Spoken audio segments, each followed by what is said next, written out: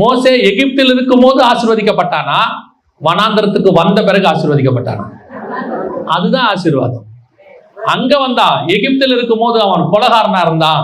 வனாந்தரத்துக்கு வந்த போது 5.5 லட்சத்துக்கும் மேற்பட்டவர்களை வனாந்தரத்திலிருந்து பரலோகத்துக்கு நேராக, கானானுக்கு நேராக நடத்துகிறவனாய் காணப்பட்டான்.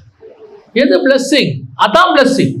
இன்னைக்கு நாம் சபை, எல்லா சபைகளுக்குள்ளேயும் உங்கள் சபை ஆசீர்வதிக்கப்பட்டிருக்கணும்னா, உங்க சபை மேல ஒரு மரியாதை வரணும்னா, ஒரு மதிப்பு வரணும்னா, நீங்க எதுல உயர்ந்திருக்கணும் தெரியுமா?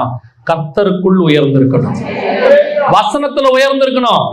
எந்த மூலையில இருக்கிறவனும் சொல்லணும், அந்த சர்ச்சுக்கு போங்க, அங்க சத்தியம் இருக்குன்னு சொல்லணும். நான் சொல்றேன், சத்தியம் உங்களிடத்தில் இருக்குமானால் எந்த மூலையிலிருந்து ஜனங்கள் உங்கள் சபையை நோக்கி ஓடி வருவார்கள். காரணம், இது சபை சத்தியத்துக்கு பஞ்சகாலம். இது சத்தியத்துக்கு பஞ்சகாலம். ஆமோஸ் 8:11 வாசிக்கிறோம் இல்லையா?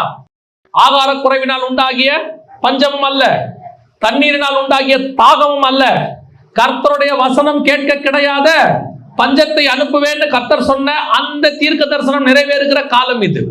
உங்ககிட்ட மட்டும் சத்தியம் இருந்துருச்சுன்னு வச்சுக்கோங்க, எங்க இருக்கிறவங்களும் வருவாங்க.